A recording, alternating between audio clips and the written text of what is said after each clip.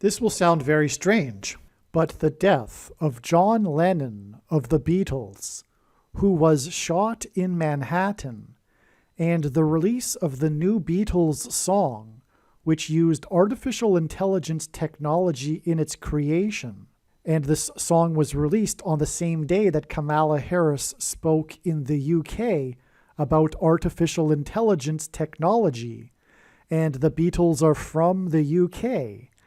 And in the song, Paul McCartney plays tribute to George Harrison by playing a slide guitar, is all part of a prophecy from the righteous Christian God of the Bible that is predicting that Kamala Harris will die in a plane crash on February 24th, 2024. And that there will be a dirty bomb or suitcase nuke explosion in Manhattan on February 24th, 2024.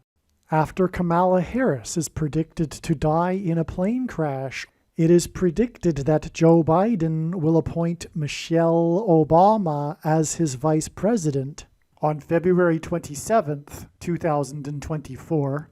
And then Biden is predicted to step down, and Michelle Obama is predicted to become the 47th president on February 29th, 2024. And as I will explain in this profound video, God is using this Beatles new song, Now and Then, in order to point back to the Beatles' #1 hit in 1966, with their song titled Michelle.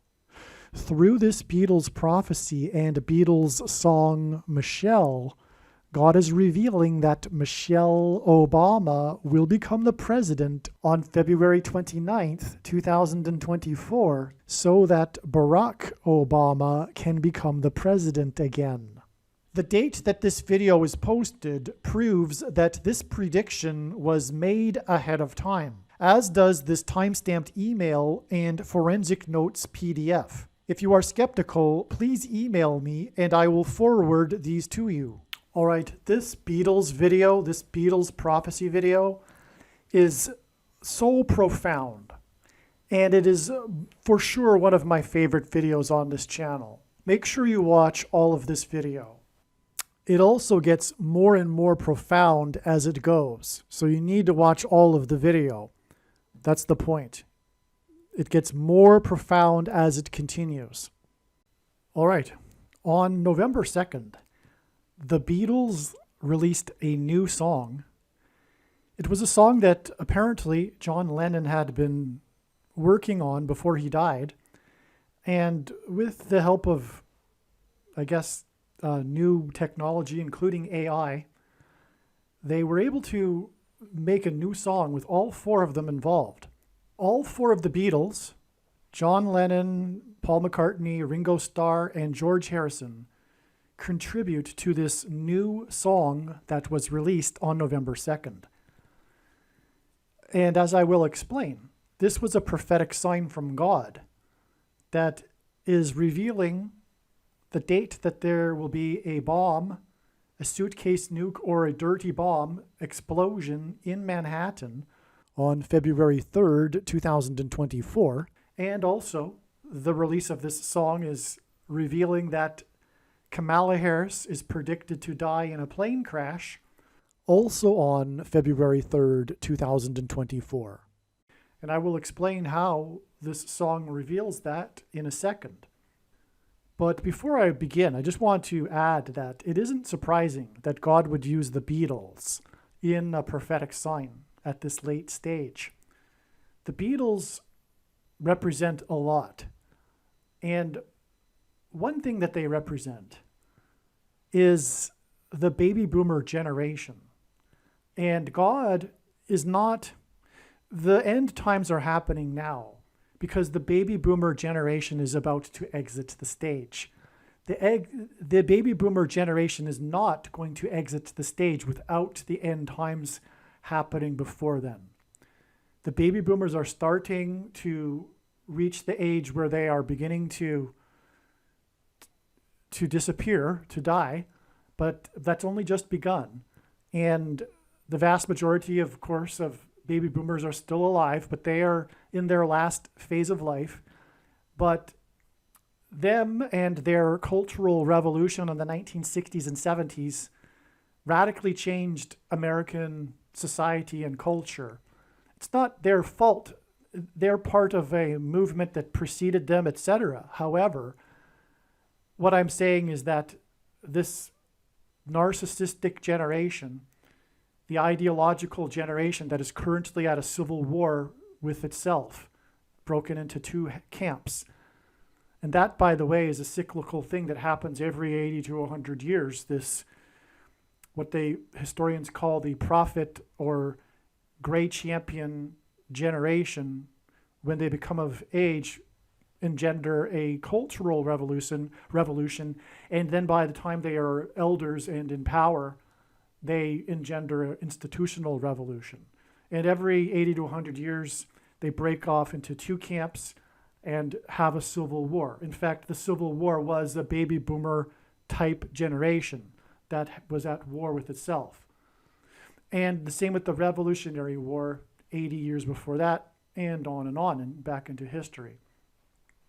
But what I'm saying, though, is that it makes intuitive sense to me that the end times are not going to happen after the baby boomer generation has left the scene.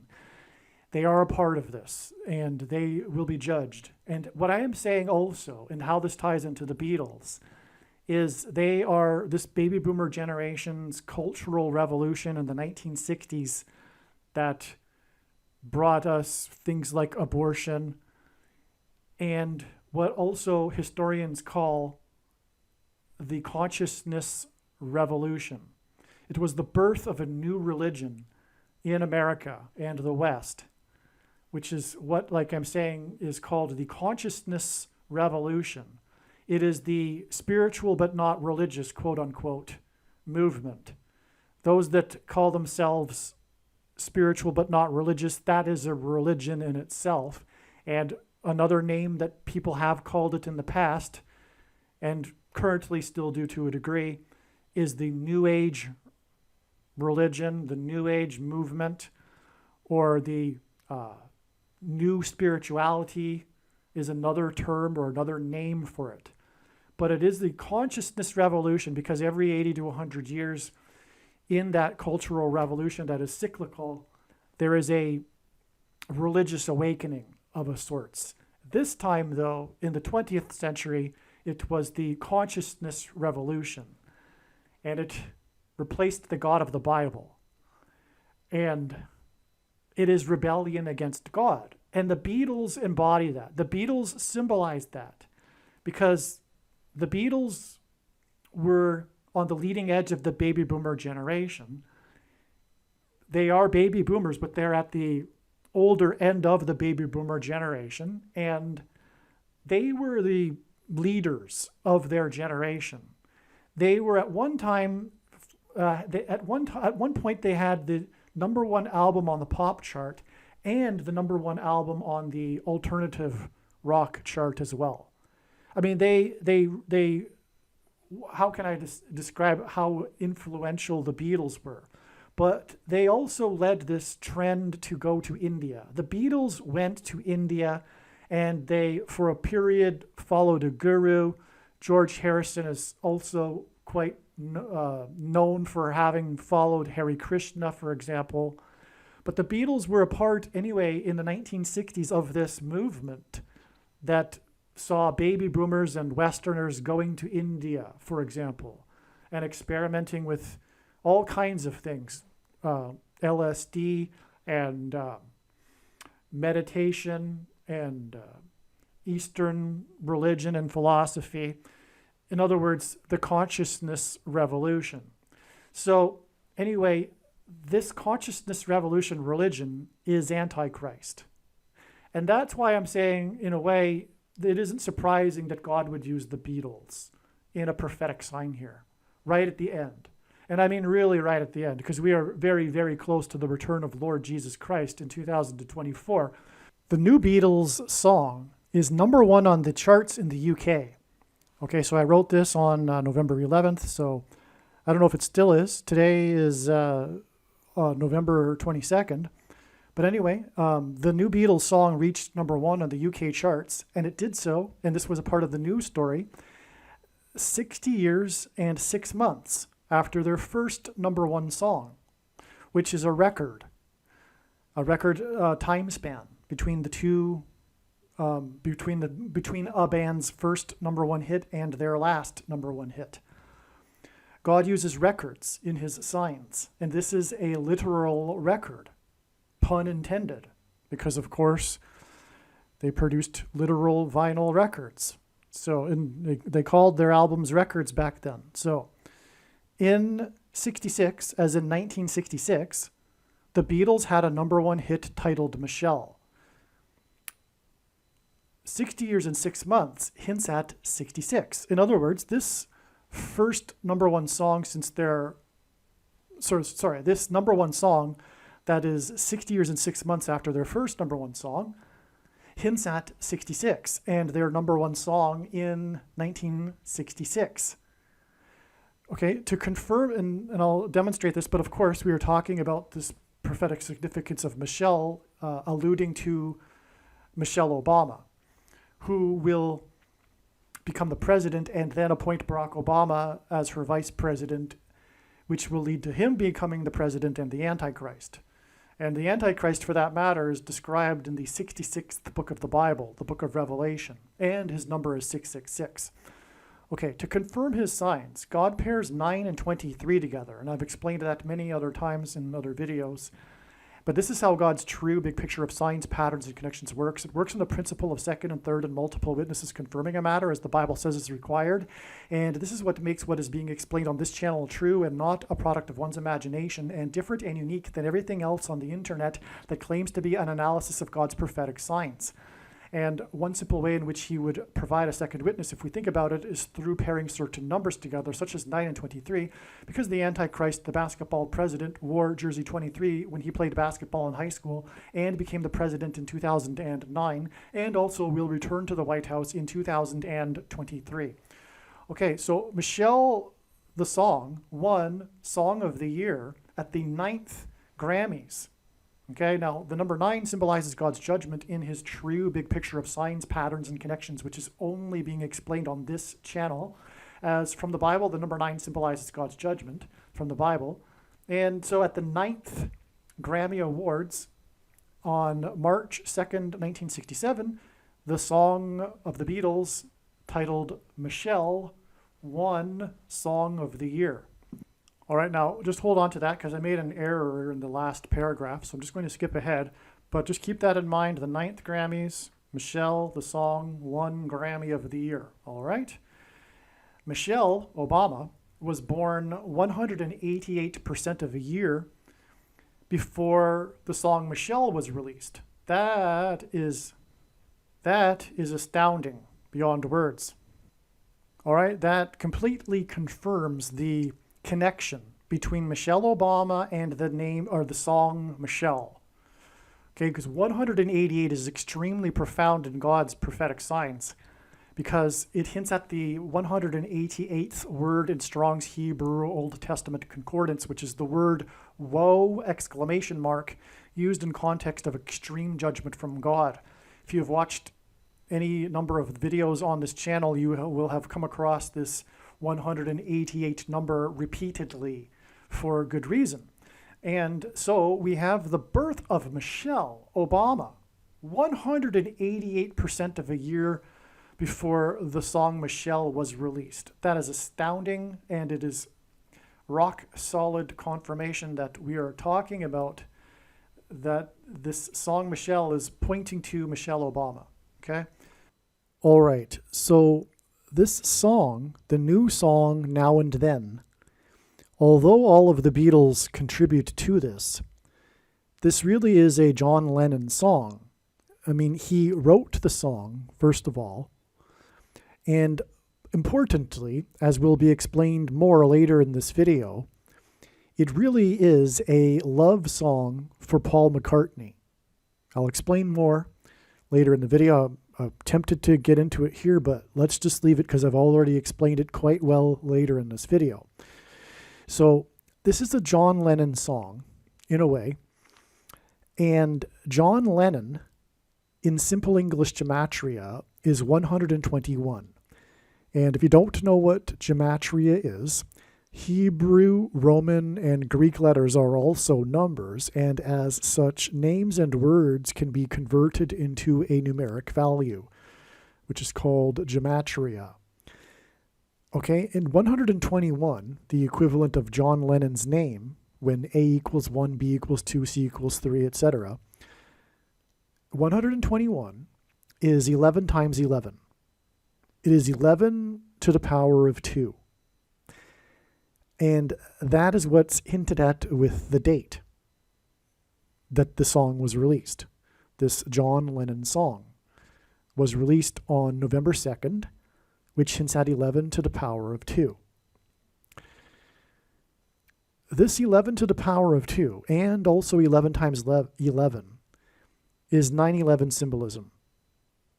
The big warning of judgment from God for America to repent, or else destruction and judgment, was the 9/11 events.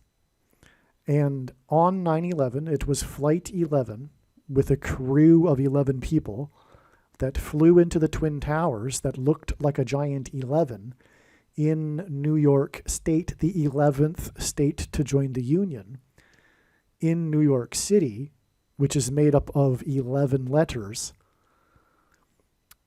And this is because Jesus coined the phrase the 11th hour, which in ancient Israel referred to the last hour of daylight before darkness, and in English is an idiom that means last chance, time is running out, as in last chance for America to repent and turn back to God before judgment destruction.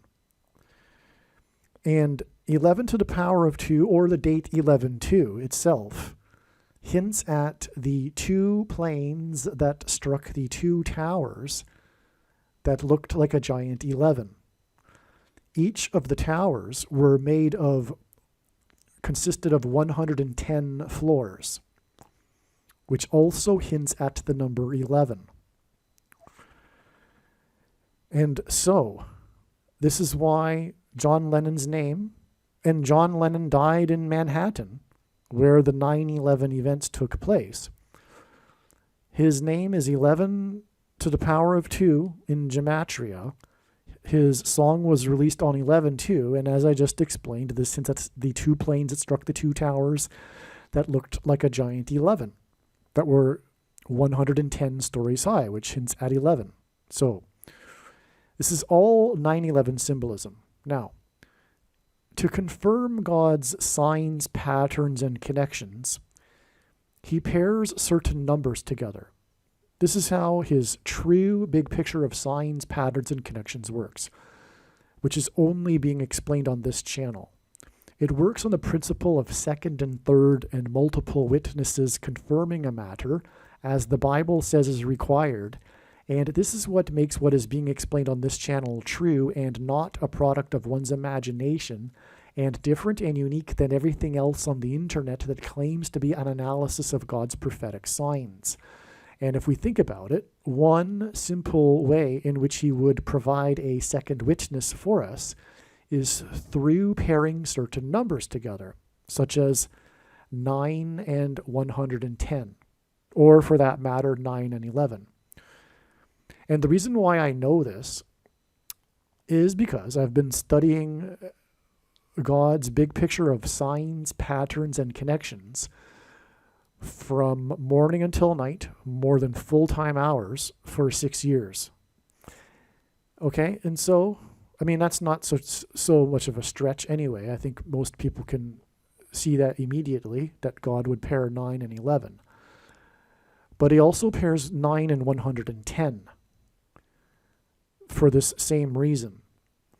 And I'm tempted to play a short clip explaining this, but it's been explained many other times in other videos, so I think I'll just leave it, and you'll take my word for it this time.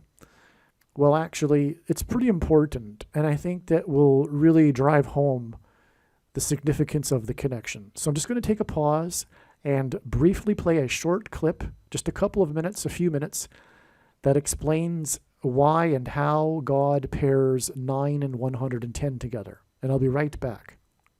And if you've seen the clip before and you know that God pairs 9 and 110 together, sorry to be redundant, you can skip ahead 7 minutes. Jesus' official arrival into Jerusalem and first coming was on the 10th day of the first month in the Hebrew calendar. This is 110, and this hints at the number 110. In the book of Joshua, the date on which the Hebrews crossed over the Jordan River and officially entered the Promised Land was also on the 10th day of the first month, which is 110 and hints at the number 110. Jesus' first coming is symbolized by the number 110. This is why on 9/11, the two towers that collapsed were each 110 stories high. The collapse of two towers that were 110 floors was symbolism for Jesus' second coming. In the book of Joshua in the Bible, Joshua died at the age of 110. Joshua led the Hebrews around the security walls of the ancient city of Jericho before they collapsed in judgment. On 9/11, the Twin Towers, which were 110 stories high, collapsed, engendering a small earthquake that cracked the foundation of Federal Hall, where George Washington was inaugurated, on Wall Street. President George Washington was a founding father, and his inauguration as the first president was a symbolic founding of the nation. The cracking of the foundation of Federal Hall on Wall Street on 9/11 symbolized America's foundation in God being cracked. This is because after Washington's inauguration at Federal Hall, he then walked down Wall Street to Trinity Chapel, where he consecrated the nation to God, saying that if the nation were to ever turn away from God, it would lose its blessings. After 9/11, Trinity Chapel was called the Miracle Chapel, as it was the only building at Ground Zero to have survived. It did not even suffer a broken window due to the 70-year-old sycamore tree that was uprooted as it sheltered the chapel from the falling debris. In commemoration of this sycamore tree outside the chapel, today there is a huge bronze statue of its roots. In other words, through the 9/11 events, God was pointing to Trinity Chapel and Washington's covenantal consecration of the nation to God at Trinity Chapel.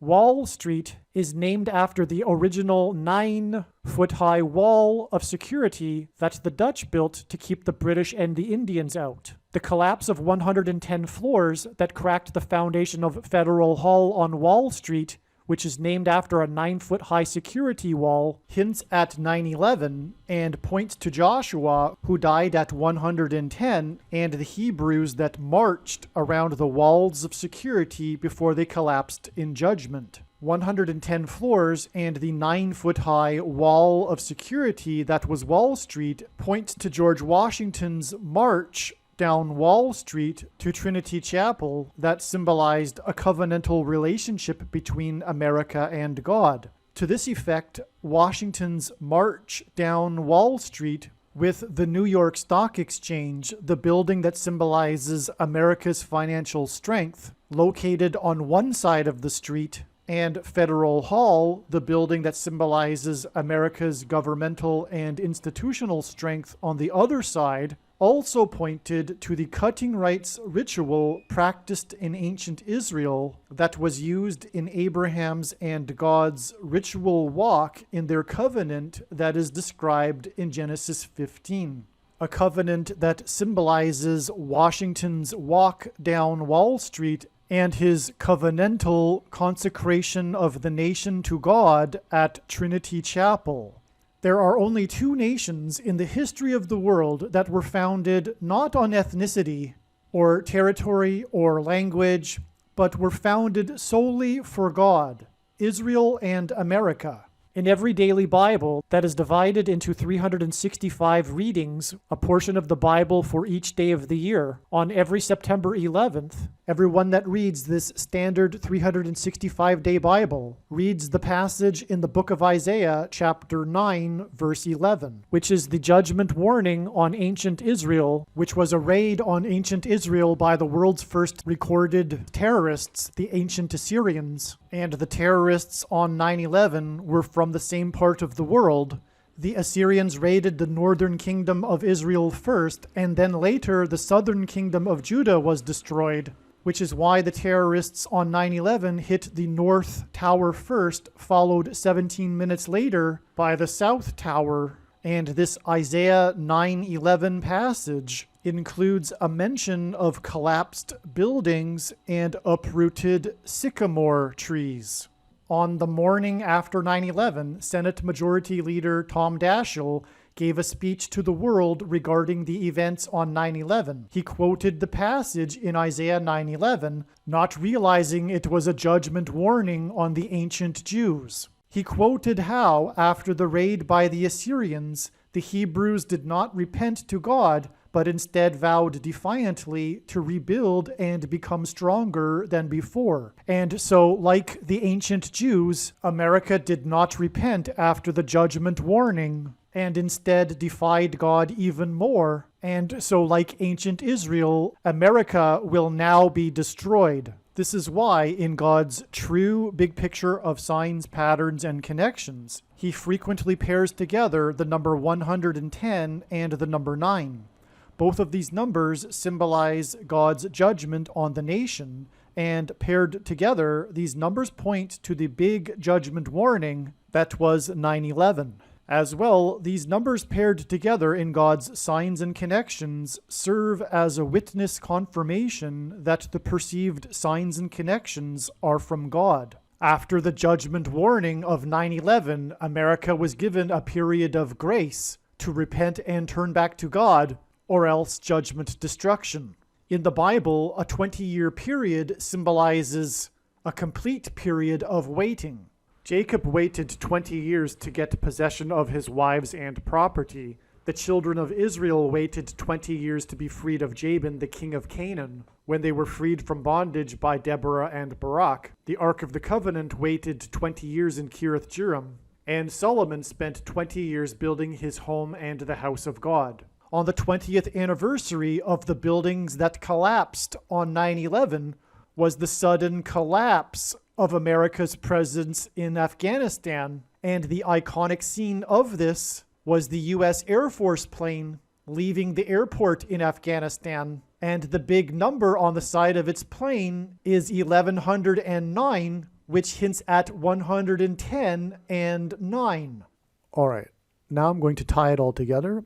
Again, I was explaining how John Lennon's name is 11 to the power of 2, and the date of this new song, which was written by John Lennon, was released on the date 11/2, and how all of this is 9/11 symbolism, and the release date of the song on 11/2 was exactly 680 months after the song Michelle won Song of the Year. Now, I'll explain the significance of 680 months in a minute, but the reason for it is that the 68th word in the concordance, the Bible concordance, the Hebrew concordance, is the word stone. And that connects us with the new Rolling Stones album that was released just 13 days prior to the release of the new Beatles song. Quite the coincidence that the media picked up on, and isn't a coincidence, it is designed by God, as I will explain. But anyway, we have, in other words, a connection from the release of the, or rather from the win of the song Michelle at the 9th Grammy Awards, the 9th annual Grammy Awards. We have this connection, which is confirmed because of the significance of the Rolling Stones, which I will explain in a minute. Okay, and it was the 9th Grammys, which is why from the release of the new song on 11/2, which is 9/11 symbolism, it is 110 days to the date it is predicted that Michelle Obama will become the president. By that time, which will be February 20th, she will have already been appointed vice president after the predicted death of Kamala Harris on February 3rd, 2024, which this release of the song is also hinting at. Because on the day of the release of the song, which used AI in its production, Kamala Harris was in the UK, which is where the Beatles are from, for a conference on AI. Furthermore, speaking of the Beatles being from the UK, they are synonymous with what is called the British invasion, but that is symbolism for the destruction and invasion of the enemy into America. That's another reason for this connection to the UK and the Beatles and Kamala Harris in the UK at the time of the release of the song. She will be replaced by Michelle Obama. That is what is hinted at with the song. Furthermore, in the song, Paul McCartney plays tribute to Harrison, George Harrison, with his use of the slide guitar. Okay, so we have all of this being communicated here. It's very straightforward, actually. Oh, and the Rolling Stones' new album was released on Kamala Harris's birthday, just days before the release of the new Beatles song when she was in the UK for AI, and the song is using AI, and the Beatles are from the UK. Okay, so you can see where I'm going here. In other words, from the win of the song Michelle in 1966, this Michelle song connects with a solid confirmation, a solid connection to the release of the new Beatles song, which connects in turn with 110 days to the day that Michelle will become the president. So from the 9th Grammys and the win of Michelle, we have a 110 days connection in a very straightforward pattern or trail of signs. Right? 9th win for Michelle, 680 months, which hints at the Rolling Stones, to the release of the new song, and then 110 days. And that 110 days gets us to February 20th, which hints at 220. On 9/11, there were 2 towers that were 110 stories high that collapsed in God's judgment, and 2 times 110 is 220.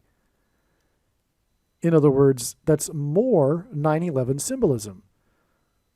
So the 9th Grammys and the 110 days gets us to the date February 20th, which hints at 2 times 110, 9/11 symbolism.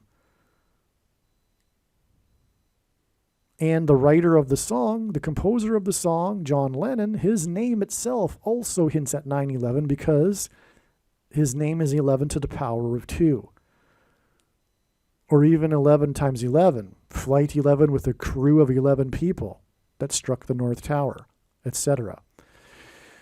So I think I've established this here. I think you get it. And again, Michelle was born 188% of a year before the before the release of the song Michelle. 188, by the way, is also a 9/11 number. 9/11 was exactly 188 years before the only other time a foreign enemy attacked the nation's capital. Of course, on 9/11, there was a plane that struck the Pentagon in the nation's capital. 188 years exactly before that, on 9/11 in 1813, was the day that the British landed at Washington's Mount Vernon estate and then proceeded to burn down the White House and the Capitol building before being chased out of Washington, D.C. on the same day by a hurricane designed by God. So, and anyway, so that's 108. That's one reason why 188 is a 9/11 number. But also, the second plane had a crew of 9 people, and it struck the second tower 17 minutes after the first one. And 17 divided by 9 is 1.888 into infinity. In other words, it hints at 188. Okay, so, and God pairs 9 and 17 in his signs to confirm the signs and connections. That is very important in his big picture of signs, patterns, and connections, the pairing of 9 and 17 in general. So there you have it. So that, I think, is enough to get us going. That's enough for now on this connection with Michelle. There's lots more to this video, however, with all kinds of amazing information.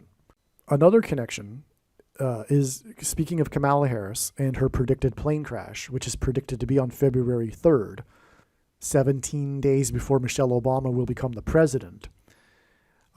February 3rd, the date 2-3, hints at the number 23. And God pairs 9 and 23 together, big time, to confirm his signs, patterns, and connections. I won't play the clip explaining that. That's been explained many other times in other videos. But essentially, the basketball president who wore jersey 23 in high school became the president in 2009.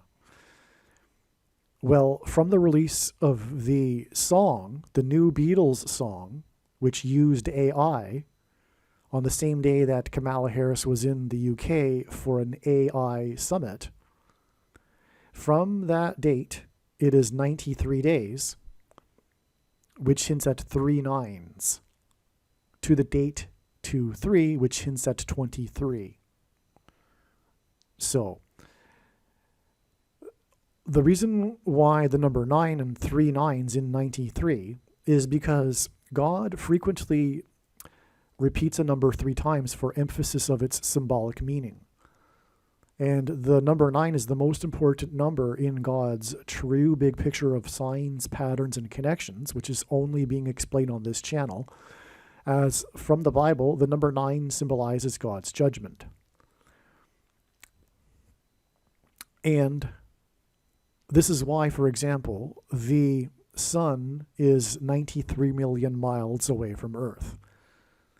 It is the sun that will erupt with a solar flare, predicted to be on February 22nd, that will knock out the nation's power grid. It will be the follow-up judgment, if you will, to the 9/11 events that was the warning for the collapse of America's divine protection and security. So, anyway, the point is that 93 hints at 3 9s, which connects between the Harris's day in the UK for AI, on the day that the release of the song that used AI from the Beatles, who are from the UK, to the date it is predicted that Kamala Harris will die in a plane crash on 2-3, which hints at 23, which makes it a pairing of 9 and 23, which confirms the signs and connections.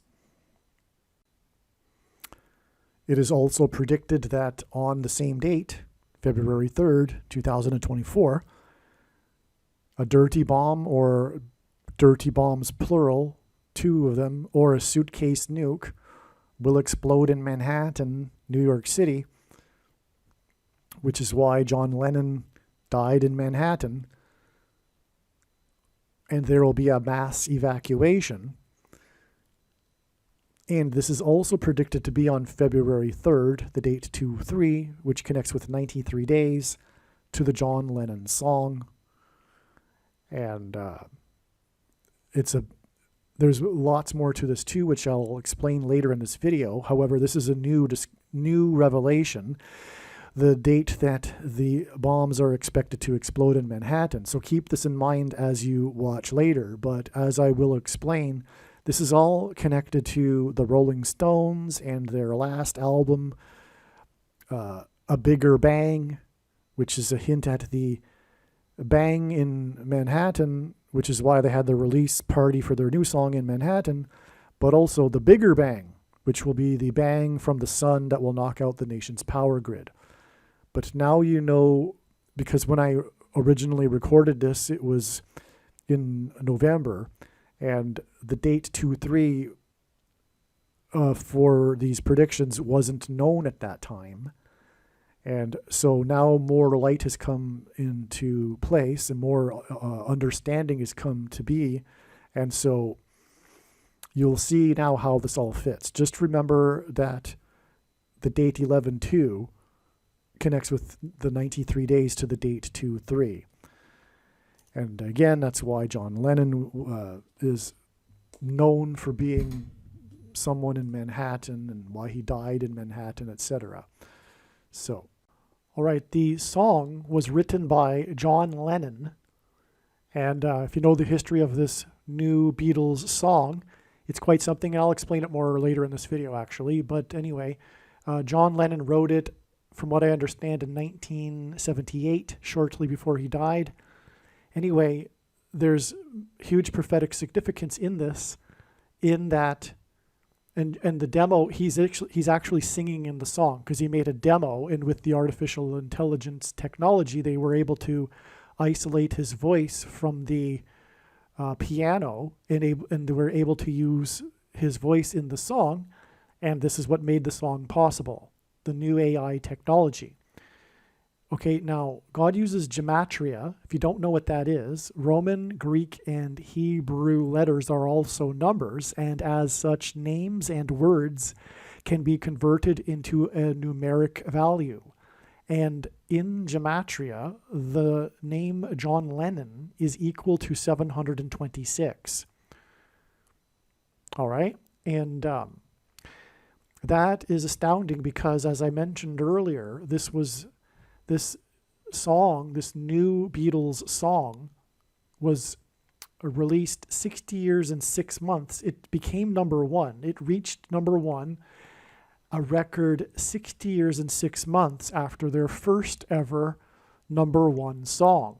And of course, the Beatles are known for their number one songs. I mean, that's the Beatles. So this is very symbolically significant in itself as well, because we are talking about the Beatles, the number one song band. They are the band that produced nonstop, consecutive number one songs. Okay, so it's 60 years and 6 months after their first ever number one song, this new song that reached number one, and 60 years and 6 months is 726 months, and John Lennon's name equals 726. The reason why that is also astounding beyond words is because this is a number that God uses in his signs, because of the 726th word in Strong's Greek New Testament Concordance, which is the word that means rapture. And if you don't know what that is, in Christianity, it is its most preposterous idea. However, it says in Bible prophecy that God's faithful will be rescued, taken to heaven, instantly disappear, to avoid the severe persecution from the Antichrist, and then will return with Lord Jesus Christ at his second coming, and rule with him in the 1,000 years of peace, in the Messianic age. Okay, so that's the significance of 726. Which is the equivalent of 60 years and 6 months, 726 months. And this gets us to the John Lennon song, and it is all about John Lennon and how he recorded this demo that made this song possible. And John Lennon's name in gematria equals 726. It is through the death of Kamala Harris in a plane crash that the Antichrist will rise to power through her replacement.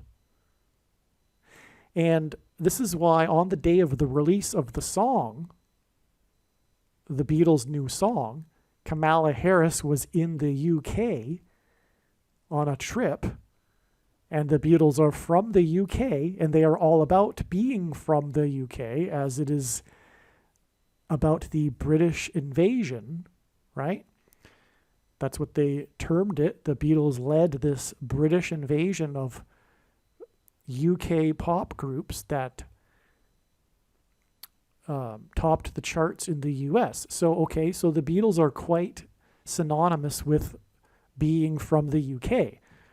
In the song, Paul McCartney paid tribute to George Harrison with a slide guitar, which is deeper than just what it sounds, because George Harrison played the slide guitar, but he didn't play the slide guitar with the Beatles. But also, this is significant because it is known that there was some criticism during their time together from McCartney to Harrison about, or rather, I think from what I understand, there was some unappreciated instruction, excessive instruction from McCartney to Harrison regarding his guitar playing at a certain time. I'm not the expert on the Beatles, and from what I understand, the Beatles got along quite well, and they were good friends and goofed around and joked around all the time, including right up until the end. But they are known for this. McCartney is known for, anyway, so that's the point there.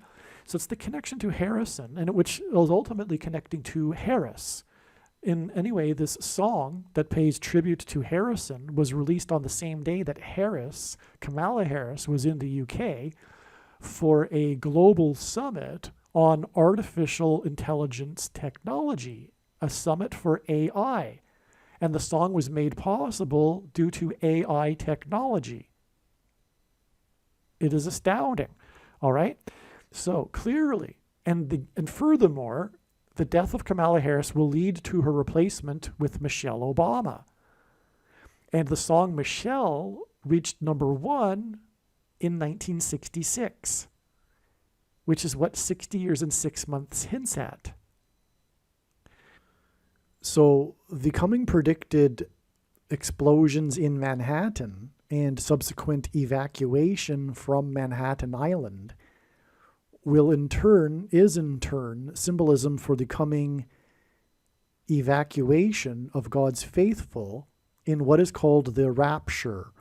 For those that don't know, the rapture is this idea in Christianity in which God's faithful will disappear and not die and escape the severe persecution from the Antichrist, and then return with Lord Jesus Christ at his second coming. And that is why John Lennon's name equals 726, which is the number that symbolizes the rapture. And the reason for this connection between John Lennon and the evacuation from Manhattan Island. Furthermore, the song Michelle has lyrics in French. The song was inspired by the Bohemian Parisian left bank culture. Michelle Obama was on the Seine River in Paris during the Notre Dame Cathedral fire on April 15th, 2019.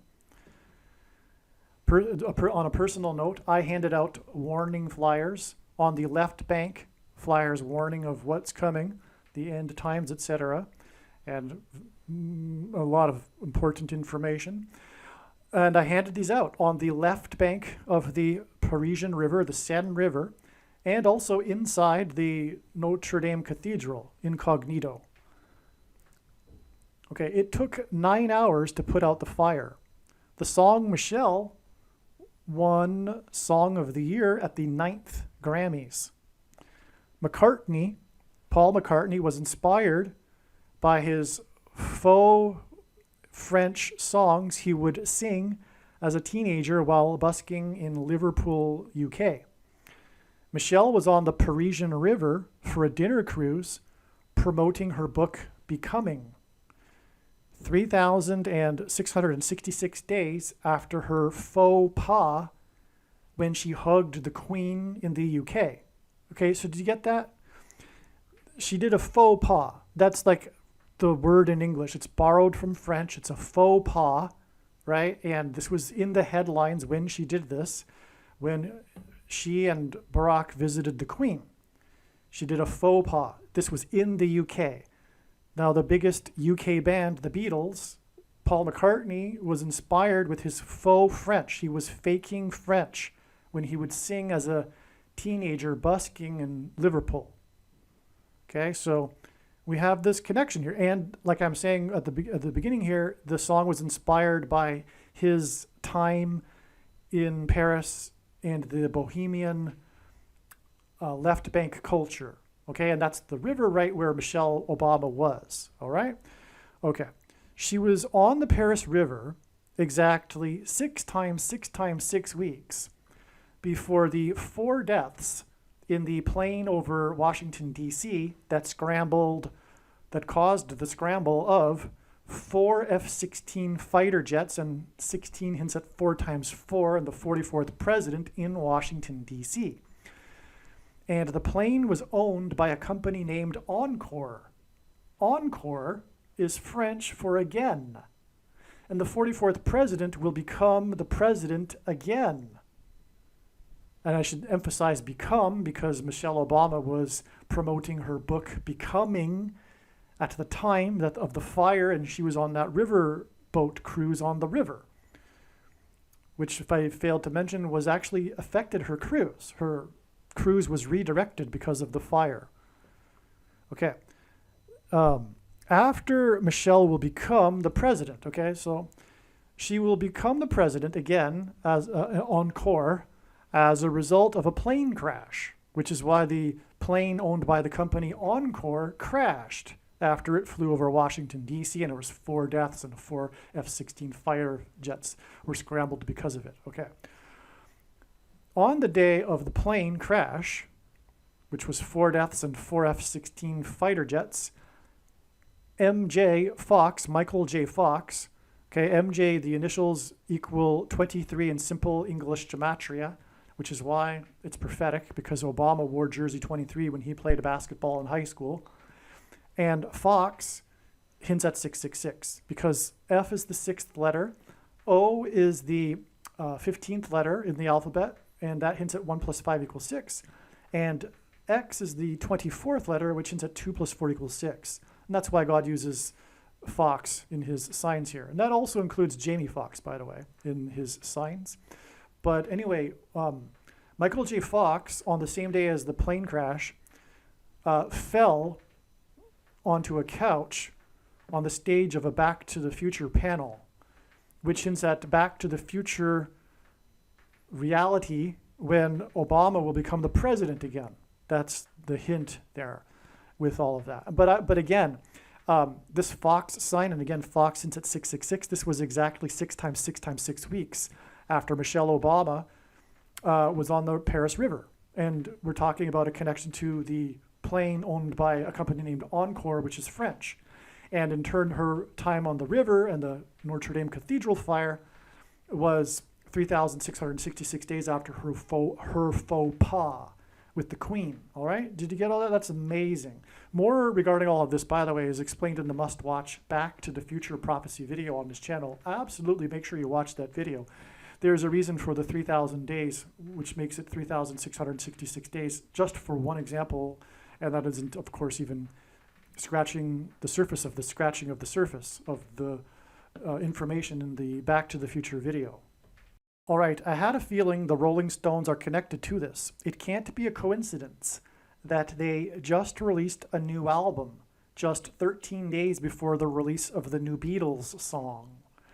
Naturally, the media is talking about this coincidence. The new Rolling Stones album was released on Harris's birthday, Kamala Harris.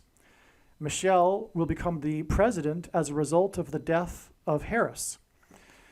The 56 years and 8 months connection is also 680 months, which hints at H68, a stone. Okay, so the 68th word in Strong's Hebrew Old Testament Concordance is the word meaning a stone. this completes the connection. The new Beatles song is billed as the last Beatles song, and the talk about the Rolling Stones' new album is how it could be their last. This is symbolism for the end of the road for American culture, the end times. These bands also symbolize the British invasion, which is symbolism for walls of security collapsing, Book of Joshua, like I explained. So, the 680 months connection needs the Rolling Stones, and together the Beatles and Rolling Stones' new releases confirm the 680 months connection. All right? So, in other words, long story short here, we have an astounding confirmation of the connection between the song Michelle and this new Beatles song. Okay? And again, it's all pointing to Michelle Obama, and through her, the rise of the Antichrist. So, again, from the Song of the Year Awards, the 9th Grammys, it is exactly 680 months to the release of the last Beatles song, and it coincides with the timing of the release of the new album by the Rolling Stones, and 68 is the word that means a stone. Yes, the Rolling Stones release is key and is part of this connection from the Beatles' Michelle song. October 20th, 2023 is 2 times 23, which hints at, again, at 223, the 48th prime number, which hints at the 48th president. Days, okay? So 2 times 23, in other words, 46 days, to the predicted appointment of Michelle as the vice president on December 5th. 2 times 23 is 46 days, and she will be appointed by the 46th president, Joe Biden. 2 times 23 days is also 12.60% of a year, which hints at 1,260 days in Bible prophecy, which regards the period of the time of the Antichrist. October 20th, 2023 was Harris's 59th birthday. 59 is the 17th prime number. October 20th, 2023 is 17% of a year before it is predicted that Michelle will become the president. To confirm his signs, God pairs 9 and 17. 17% from the 17th prime number birthday of Kamala Harris is also exactly 9 weeks. And God also pairs 9 and 23. This 9 weeks is also 2 months and 3 days, which hints at 23. And again, Harris was in the UK for a summit on AI on the day that the new Beatles, who are from the UK, song that used AI in its production was released, making it more relevant that the other British UK invasion band released its album on her birthday. The launch party for the new Rolling Stones album was the main part of the story. The launch party was in America 59 years after the British band first invaded America. Okay, so what a coincidence. On Kamala Harris's 59th birthday, the media was talking about how the Rolling Stones were having a launch party 59 years after they first came to America. Okay? And a big part of this story was the performance of Mick Jagger and the Stones with Lady Gaga for Sweet Sounds of Heaven, the name of the song. Lady is Lady Gaga. Lady is a sort of title, which hints at the title of vice president and president. Gaga, in Simple English gematria, is 16, and it's also 16 in Hebrew gematria. And by the way, if you don't know what gematria is, Roman, Greek, and Hebrew letters are also numbers. And as such, names and words can be converted into a numeric value.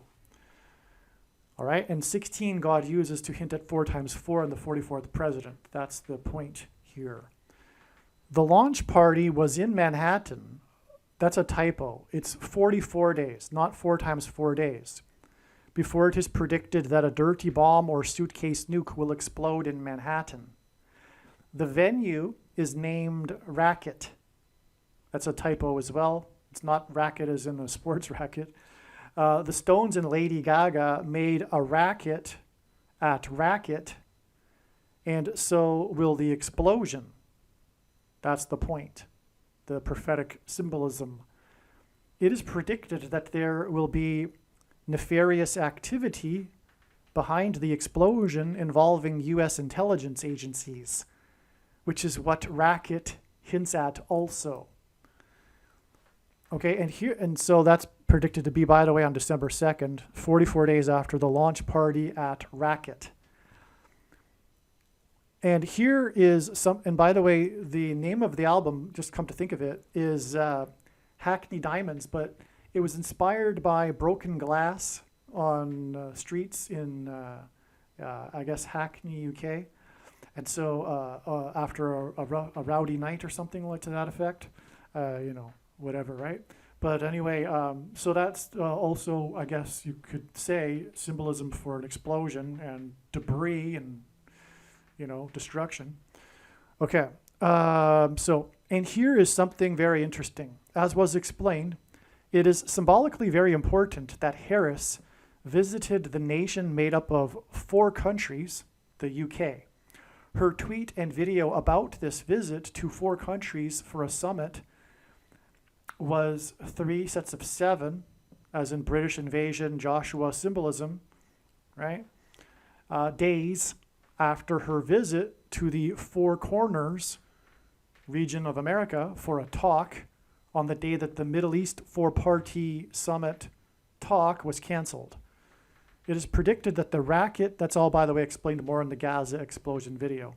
It is predicted that the racket invasion of walls of security in Manhattan on December 2nd will be 4 days after Harris's predicted crash in a plane on November 28th. The Rolling Stones are known for having produced a number of songs that were inspired by the Vietnam War. The Stones' drummer, Charlie Watts, died on the day of Harris's visit to Vietnam on August 24, 2021. Her visit was delayed a few hours in Singapore, which is a name, by the way, that means Lion City, due to a report of someone in Hanoi having been targeted with the Havana Syndrome weapon. This hints at the targeting of Harris's plane by God and her crash in the area code 314, which hints at Isaiah 31:4, which speaks of a lion. Hence her delay in Lion City. Her Vietnam visit on the day of the Stones drummer, the Stones drummer died, was 8 + 8 + 8 months exactly. Okay, Jesus, by the way, is in Bible prophecy said to descend from the tribe of Judah, which is symbolized by the lion, all right? Okay, so and the name Jesus in Greek, gematria, equals 888. Okay, so let's begin again. Her visit to Vietnam on the day of the Stones drummer's death was 8 + 8 + 8 months exactly, which is also 4 + 4 and then 4 + 4 and then 4 + 4 months, which hints at the 44th president, before the prophetic plane crash in a foreign country that was a result of war. The plane crash of the Russian general of the Wagner Group.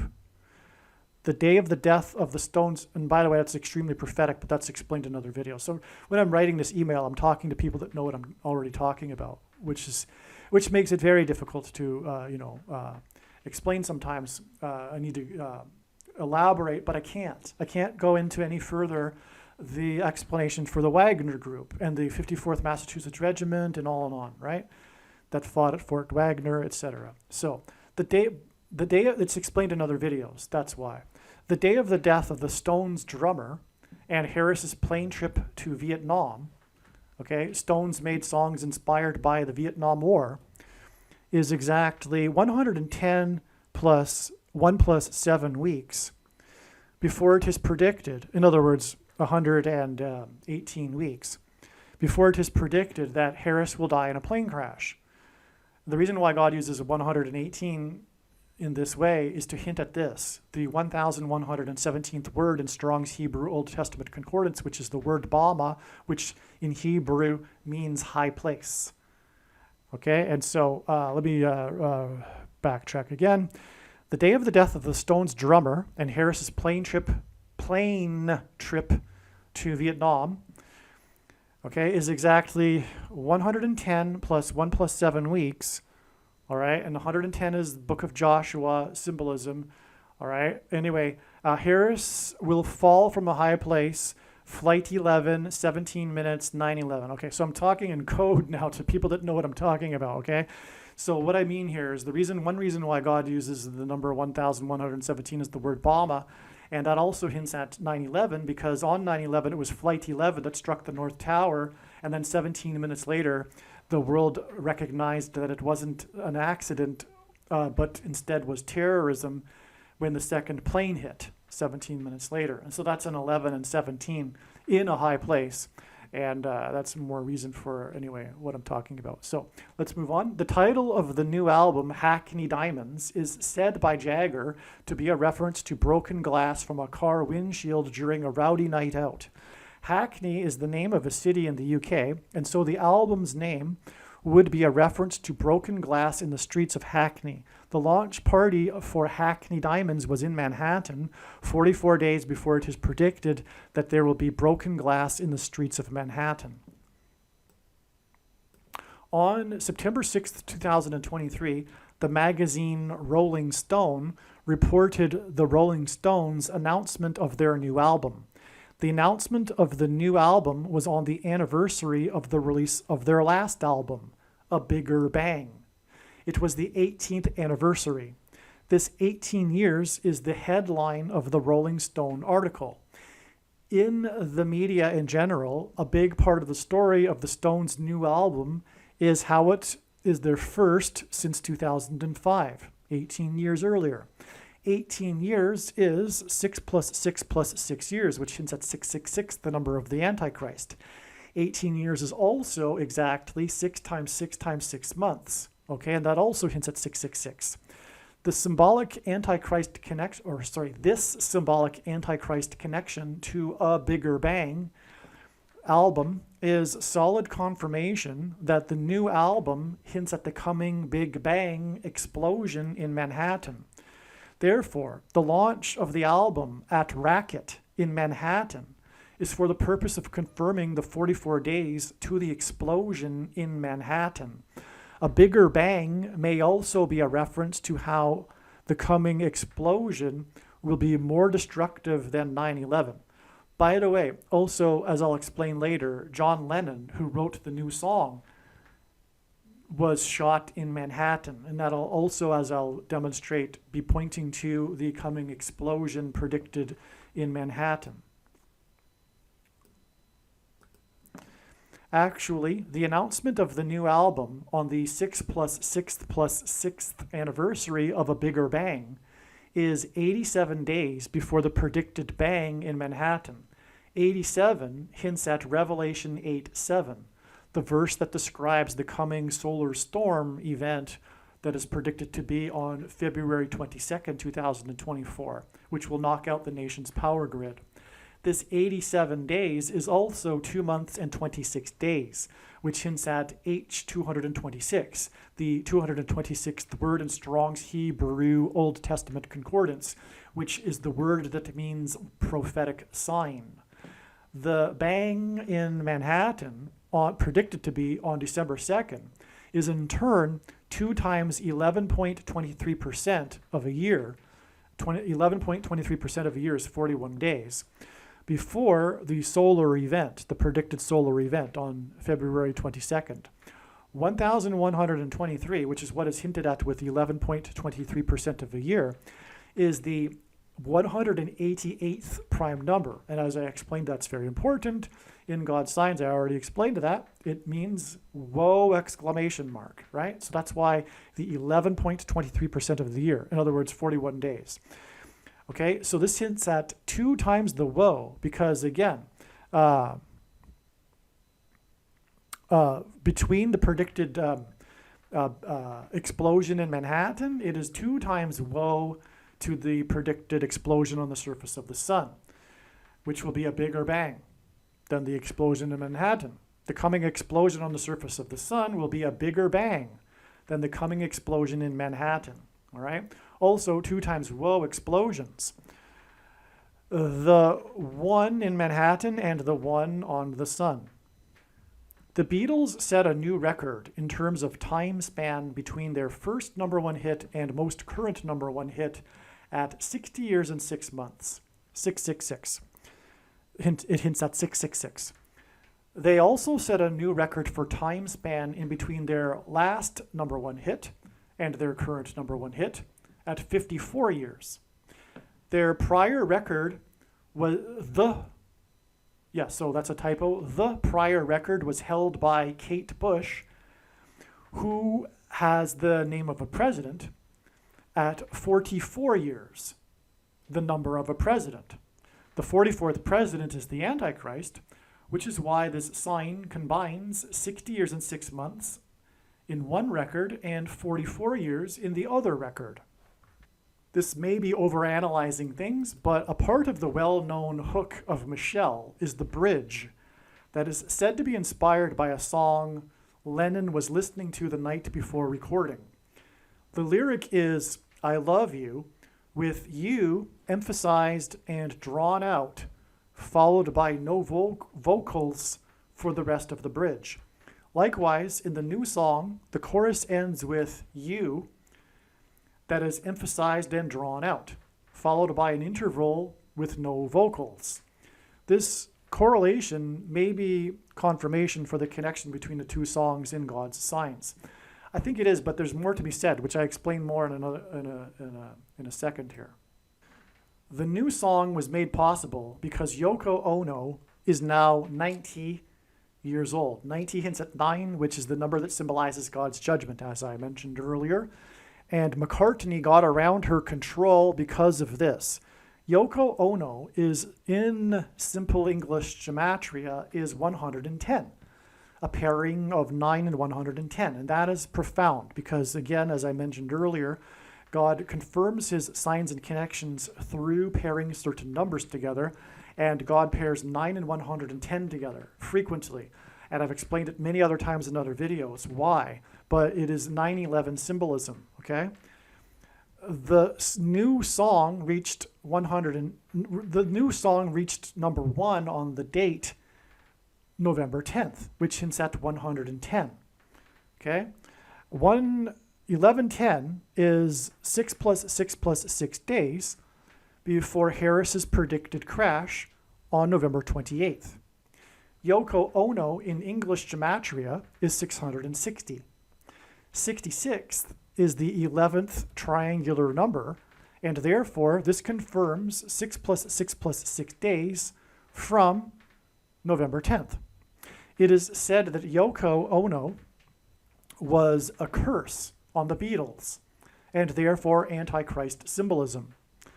All right? And for that matter, she was nicknamed in the media the Dragon Lady. Okay, so she definitely has this Antichrist symbolism about her, being a curse on the Beatles, right? Everyone knows that, right?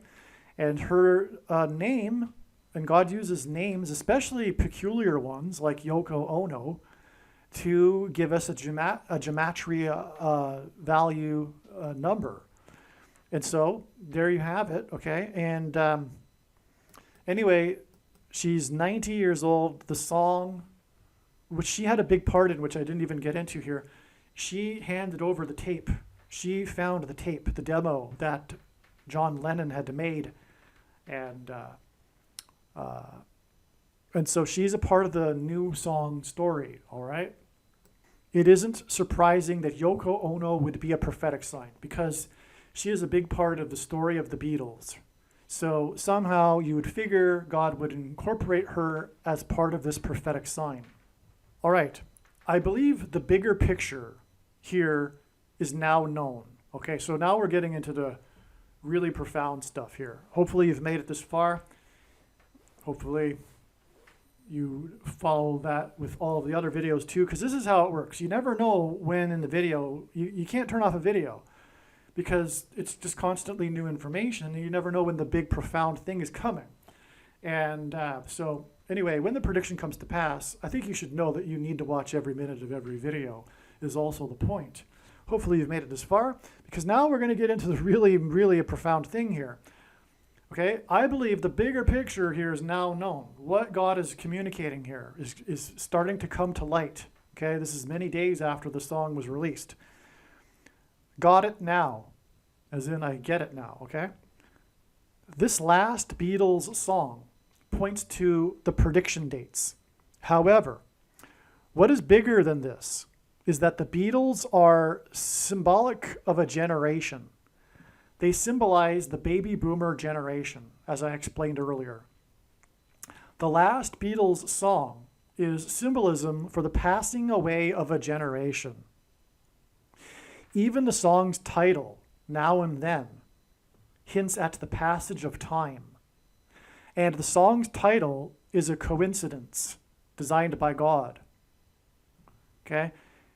Not only that, but the composition of the song is a type of time travel, because the original demo was made in 1978, but then George Harrison contributed to it when the remaining Beatles got together in 1995, but this song wasn't completed, it couldn't have been completed until 2023 because of the technical difficulties. And so you have in this song that has a title that hints at the passage of time, produced by the band that symbolizes the baby boomer generation and symbolizes the end of the baby boomer generation, because this is the last Beatles song. And they are, well, Paul McCartney is 81 years old now. So you get what I'm trying to say here? Now, the song is melancholic, which is also symbolic, because it is in contrast with how the Beatles are the quintessential optimistic mood band. I mean, actually, this is another interesting thing. I've studied, looked at this theory called socionomics. And anyway, if you plot the Beatles' #1 albums on a Dow Jones chart over the decades, over the times when they were released, it coincides with stock market peaks. And that's just a reflection of optimistic mood. Well, anyway, let's move on. So the video shows them throughout the years. So the video is also this video is a big part of the prophetic sign. Okay, this video, I think it was produced by Peter Jackson as well. And I say as well because he was responsible for the technology that it provided the ability to isolate Lennon's voice in the demo, which enabled this song to be produced. Okay, so but the video, it's a time capsule, it's a time travel video as well, because you've got younger Beatles mixed in with older Beatles, and it's just, quite the video. It's quite the video production. But it's an allusion to the passage of time, is my point. Okay?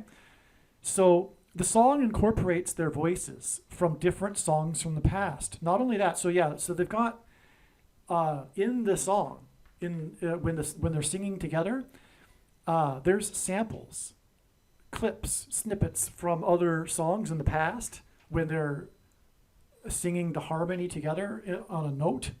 And so they've chopped it from another song, and it could be throughout their career. And it's not like, so they've got, like, from what I recall, there's 3 different notes, and each note is them in harmony from a different song from a different era. Okay? So there's even that part of this, okay? And the video ends with the young Beatles bowing and disappearing. That's really profound. In fact, Honestly, I choked up when I saw that, because I know, partly because I know what's going on here in the prophetic significance of all of this. But it's moving, because if you've watched the video, you'll recall the very last scene is the very young Beatles, black and white, and they're bowing to the crowd after playing a song, and then they disintegrate, they disappear. All right, and then, as I write here in the email, then the Beatles sign behind them also fades away. So the Beatles fade away, and then the sign behind them that says Beatles, it also fades away. It is a generation passing away sign. And I didn't realize it until I wrote this. But it is a literal sign, because the Beatles is a literal, actual sign. And it's in this generation passing away sign. Matthew 24:34. Truly I say to you, this generation will not pass away until all these things take place. Unquote. Okay, so Jesus spoke about the generation not passing away after the fig tree puts forth its leaves in the spring.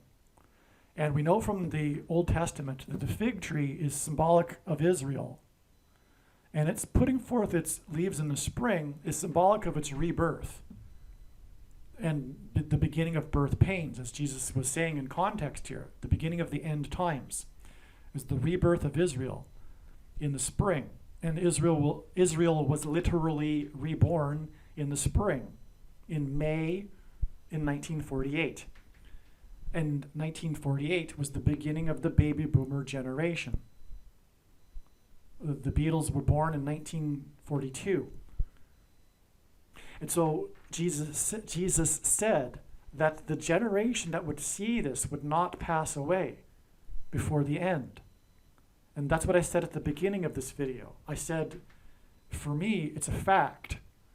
It's an intuitive fact that the baby boomer generation will not pass away until before the Lord returns. And I don't even need the prophecy to know that. And I don't rely on this prophecy to know that, is what I'm saying. Absolutely not. It's amazing confirmation. But I intuitively know that the baby boomer generation is part of the end times, and it must be. You see what I'm saying? Okay? There's reasons why I know that, okay? And I've tried to explain that a little bit at the beginning of this video. When were the Beatles born? McCartney was born in 1942, right at the very beginning of the baby boomer generation. They were born just before 1948, and the fig tree putting forth its leaves, as in Matthew 24, in the spring. It's now winter, metaphorically and coincidentally, literally. Okay? What I mean by that is the baby boomer in social history, there's a cyclical theory of social history that says that generations shape history. Generation archetypes, there's 4 of them, and they repeat every 80 to 100 years. And these generational personas shape history, and in turn, history shapes the generations. And that's what produces a cycle. That's how cycles work. Okay?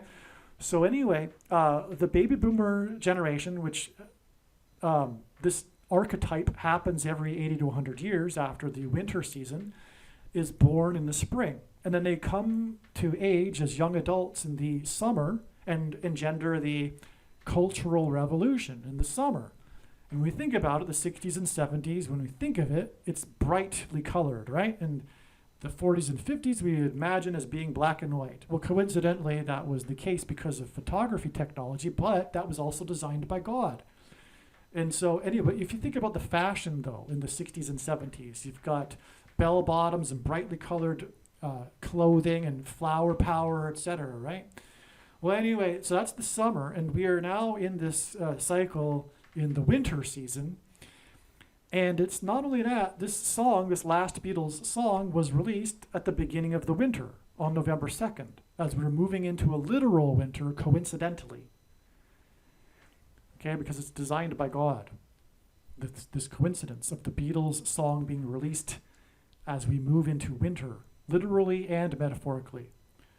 The Beatles are passing away as we transition into the winter season of crisis, metaphorically and also literally, November, as I just explained. Actually, I don't think I was overanalyzing. In the Now and Then song, the lyric is, I will love you, with a long drawn out you. Likewise, in Michelle. And Michelle also repeats, I love you in the chorus.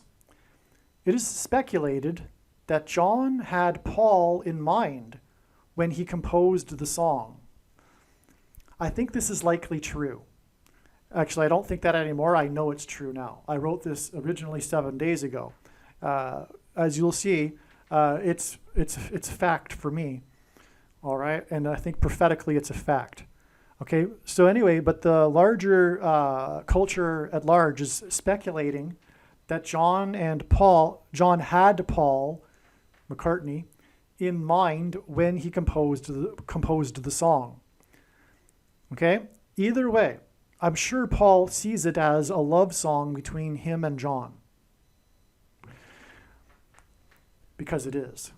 This makes this song communication across time between the two Beatles, which further supports this theme in this sign of passage of time and the passing away of a generation. All right, so moving, actually. I choked up a little bit myself when I started to realize this is actually true. These two essentially brothers are singing to each other across time. And so, you know, John wrote this in 1978, many years after they had broken up, and he sings this song that says, you know, it's true, it's all because of you.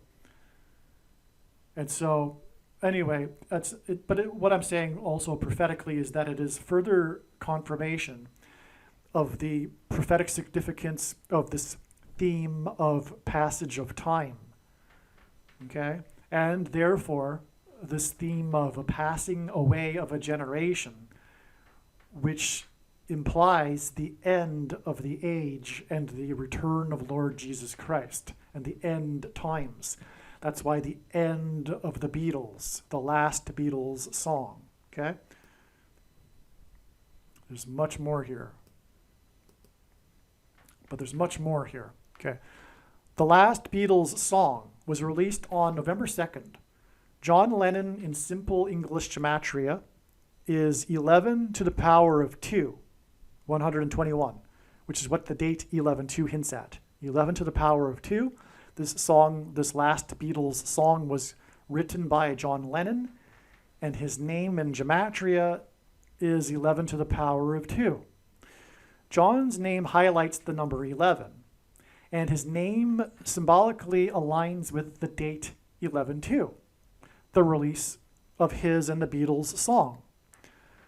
The reason Harris's plane will crash on November 28th is because it will hint at the Pilgrims' 11-ship flotilla in 1630 and John Winthrop's shining city on a hill speech that was derived from Deuteronomy 28. That's why she will die in a plane crash on the date 11/28. It's because of John Winthrop's 11 ships and his speech derived from Deuteronomy 28. There were 101 passengers on the Mayflower that arrived in the New World, the Pilgrims' promised land. Okay? The Pilgrims saw their crossing of the Atlantic to the New World as analogous to the Israelites crossing the Jordan River into the promised land. And there were 101 passengers on the Mayflower that arrived. 101 hints at 11, and 101 is the 26th prime number. Yahweh, the name of God, in Hebrew gematria, is equal to 26. The release of the last Beatles song, Now and Then, was released on the date 11/2, which hints at 11 and the Pilgrims, and 26 days later, which hints at the name of God, will be 1128. The date 1128 hints at the Pilgrims and Winthrop's speech derived from God's words before entering the Promised Land, and this is the date it is predicted that Kamala Harris will die in a plane crash. The last Beatles song, Now and Then, symbolizes the passage of time, not only of a generation, but the time between the founding of the nation and the Pilgrims and the current moment in time on the eve of the end and destruction of the nation. That is the big thing here. Okay, so not only is this passing away of a generation theme symbolized with this Beatles prophetic sign, but the Beatles song is released 26 days before it is predicted that Kamala Harris will die in a plane crash on the date 1128, which hints at the beginning of the nation with the 11 ships and the speech derived from Deuteronomy 28, which regards God's promises of blessings and curses for the Israelites in Israel, in the Promised Land, dependent on whether or not they obey God's commandments, which was essentially John Winthrop's speech as well before they disembarked their ships into the Promised Land. Okay, so again, from this sign of the Beatles, that's symbolic of the passage of time, this song Now and Then. This release on November 2nd is 26 days to the date 1128, which hints and the predicted crash of Harris, okay, and which is also, by the way, hinted at with George Harrison. But this 26 days is relevant too, and the date 1128 hints at the passage of time between now and back then when the Pilgrims arrived. But the 26 days is also relevant because the 26th prime number is 101, and there were 101 passengers on the Mayflower, and 101 hints at 11, and there were 11 ships in John Winthrop's flotilla 10 years after the Mayflower. And so, my friends, what I'm saying is that this end of the Beatles, this last song, is a sign that's pointing to the end of the period of time and history of America. According to the Bible, God created man in his own image. And it's this idea that will ultimately begin us on our journey in unraveling the number 11 pattern found within Numbers. So let's begin our second subtopic, Numbers, because it too is an important concept in the Bible, because numbers are found everywhere in the Bible, like the numbers 7, 12, 40. There's even a book of Numbers. Another interesting example is the number of the beast, because that particular example highlights the use of numbers and validating that they are important. However, are these two concepts related between an image and numbers? Well, to draw that connection, let's begin with a metaphor, using an image and a mirror. So let's imagine a mirror with a 1 placed here. It would create a reflection, resulting in the image of a 1. Similarly, if we start on the number line, 11 is the first numerical number along the number line to have repeating digits or reflecting digits, and can be further demonstrated when we place a mirror here in the middle of 11. We could say that 1 reflects 1, whereas 10 or 12 don't, because 1 doesn't reflect 0, nor does 1 reflect 2, and so on, hinting at the fact that the number 11 represents reflection. Another important thing to mention is that not only does reflection create an image, but that the image is symmetrical. And what is fascinating is that the number 11 will act in the same way as a mirror, creating a symmetrical image between all other numbers. This can be amazingly demonstrated by this 10 by 10 chart, representing all 2-digit numbers from 0 to 99 in numerical order. And if you notice, the numbers going down diagonally are numbers that are divisible by 11, starting with 11, 22, 33, 44, and so forth. And if you notice, it acts as our axis of symmetry between the rest of the numbers. For example, Let's look at the 34-43 branch. As we follow it out, we have 25 and 52, 16 and 61. Lastly, we have 7, which is symmetrical to 70. This particular example is similar to the 45-54 branch, and subsequently all other branches follow this exact same relationship, demonstrating that the number 11 is literally a number of reflection, creating a symmetry between the numbers that branch off of it.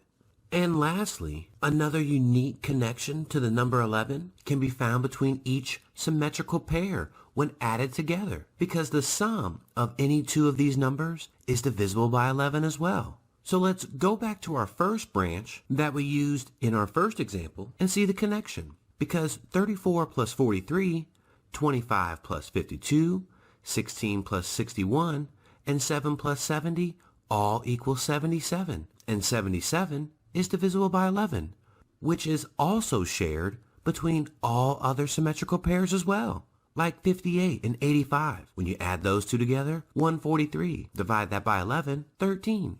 So now that we see that the number 11 represents reflection, like as in symmetry, the number 11 is symbolic of reflection, and this is why the number 11 in God's prophetic signs is symbolic of the reflection in Deuteronomy chapter 28, in which God described his promises of blessings and curses for the Israelites, depending on whether they obey his commandments or not. The contrast between blessings and the opposite curses is a reflection. These promises of blessings and curses were given to the Israelites before they crossed the Jordan River into the Promised Land.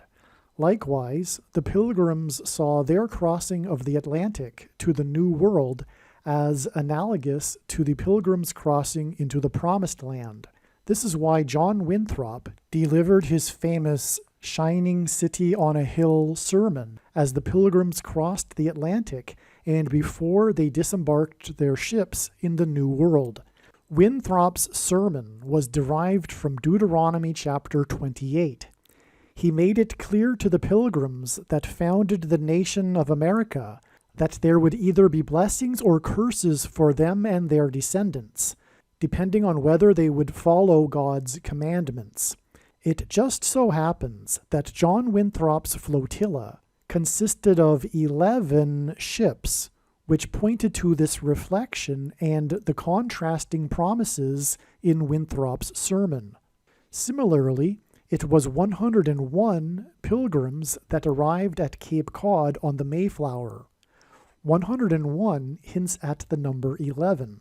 The journey on the Mayflower took a long, arduous 66 days, and the number 66 is the 11th triangular number.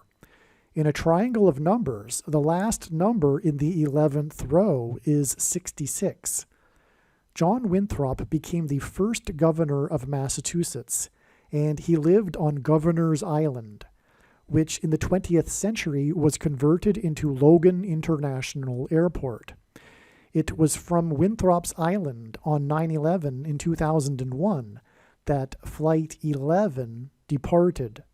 Flight 11 had a crew of 11 people, and it flew into the Twin Towers that looked like a giant 11 in New York State, the 11th state to join the Union, in New York City, a name that is made up of 11 letters.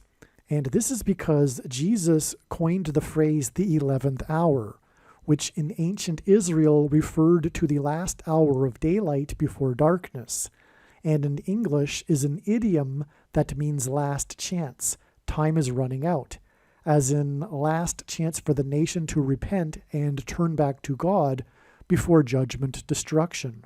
In Ronald Reagan's famous farewell speech to the nation from the White House Oval Office, he used the phrase and theme of a shining city on a hill, which he deliberately borrowed from John Winthrop in order to reference the spiritual founding of the nation in the righteous Christian God of the Bible. In his address, he also mentioned John Winthrop's name. Reagan's speech was on January 11, 1989. The date January 11th, 1/11, hints at the number 11, Before becoming the president, Ronald Reagan was the governor of the 31st state to join the Union, California. The 11th prime number is 31, and on the 31st anniversary of Reagan's City on a Shining Hill speech, 11 people were killed on the date 1/11 in 2020 due to Winter Storm Isaiah, a hint at the prophet Isaiah in the Bible. On this same day, the MVP in what was at the time the most recent Super Bowl, player 11 for the New England Patriots, was arrested at 9 p.m. in Los Angeles for vandalism. This is because Flight 11 on 9/11 was a flight from New England to Los Angeles. 9 plus 11 days after 11 deaths on the date 1/11 due to Winter Storm Isaiah, President Trump trumpeted the phrase "prophets of doom" in a major speech. The 279th word in Strong's Greek New Testament Concordance is the word meaning unrepentant. This is why Reagan's Shining City on a Hill speech was 279 days before the major prophetic warning of God's judgment that was the 1989 World Series earthquake. This 279 days was also exactly 40 weeks, and when asked by his disciples for the signs to look for of his return, Jesus replied with the metaphor of birth pains in context of earthquake signs. According to the medical profession, the average human gestation period is 40 weeks. Santa Cruz is Spanish for Holy Cross, and this is why the epicenter of the 1989 World Series earthquake occurred in the Santa Cruz Mountains, 10 miles from Santa Cruz, California, and caused a section of the Bay Bridge that connects the two cities that were playing in the World Series at the time of the earthquake to collapse, which hinted at the bridge between man and God, which is the cross, having been collapsed. And in the most central prophecy in the Bible, in Daniel chapter 9, the Messiah is put to death on a cross after a period of 69 weeks, which is why the earthquake was a magnitude 6.9 and was in California and was exactly 40 weeks after the City on a Hill speech by the 40th president, who was the governor of California. And the 1989 World Series earthquake hit and caused fires throughout San Francisco, a city known for having been built on hills. It is because the number 11 symbolizes God's promises of blessings and curses for his nation in Deuteronomy chapter 28 that it is predicted that U.S. Vice President Kamala Harris will die in a plane crash on the date 11/28 on her way to or coming back from the 31st state, which will lead to the curse of the Antichrist president. John Lennon in English gematria is 726. The 726th word in Strong's Concordance is the word meaning rapture.